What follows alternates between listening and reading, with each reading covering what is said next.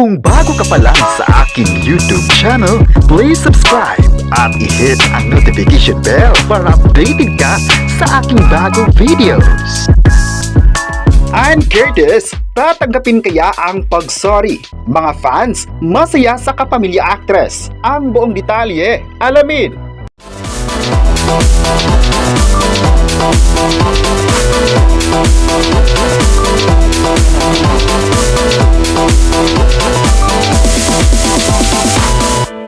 Nagsorry kay Ann Curtis sa Sheila Guevara Suntay, ang may bahay ni Quezon City 4th District Representative Jesus Bong Suntay. Kasabay nito ay pinagbubulaanan niya ang lumabas na report na pinagtawanan niya ang malisyosong pahayag ng mister niya tungkol sa actress. Ito ay kaugnay sa pahayag ni Suntay sa pagdinig ng House Committee on Justice kaugnay ng pangatlong impeachment complaint laban kay Vice President Sara Duterte noong March 3, 2026. Ayon kay Suntay, dahil sa kagandahan ng actress, nararamdaman daw niyang may nag-init sa damdamin niya at na-imagine kung ano ang pwedeng mangyari.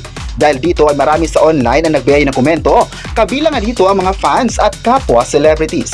Ilang ulit na talagang naibalita ang tungkol sa pag-sorry sa kapamilya actress na ito pero wala pang pahayag ang It's Showtime host. Ang focus muna ng actress ngayon ay yung mga bagay na makakapagbigay ng saya sa buhay niya at pamilya at maging ang sikat na noontime program It's Showtime. Mga kapwa celebrities din ay may pahayag sa naging issue ni Ann Curtis sa mga Suntay kaya big deal ito para sa mga fans na masangkot ang pangalan ng kanilang iniidolo. Hoping naman ang lahat na magiging okay ang mga ganap sa buhay ni Ann Curtis, lalo pat kilalang kilala ang kapamilya actress bilang positive na tao. Hindi mo talagang makikita na nagpapa-apekto sa mga isyong ibinabato sa kanya. Talagang palaban siya sa mga hamon ng mga bashers pero in a positive way. Thankful naman ang lahat na makitang masaya si Ann Curtis sa It's Showtime at kahit may mga issue siya ay hindi niya binibigyan ng negative comments. Masaya naman ang mga tao sa pagiging palaban ng actress at kaya mas lalong napamahal sa kanila ay dahil maganda ang ipinakita nito sa mga fans. Deserve talaga na nag-iisang Ann Curtis ang susuportahan dahil maganda naman ang ipinakita sa publiko.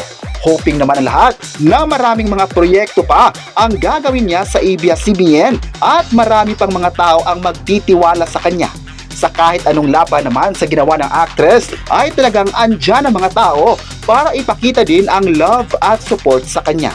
May nagsabi naman na isang magandang halimbawa si Ann Curtis sa lahat dahil maliban sa pagiging palaban, maganda din ang kanyang naging performance sa mga series na nagawa niya. Gusto din ng mga tao ngayon na sana mapapanood na naman siya muli sa mga series ng ABS-CBN dahil na-miss na rin nila ito. Kayo, ano ang masabi niyo na nagsorry ang asawa ni Bong Suntay kay Ann Curtis? I-comment na kung gusto niyo ba ang kapamilya actress at huwag kalimutang i-subscribe ang ating YouTube channel.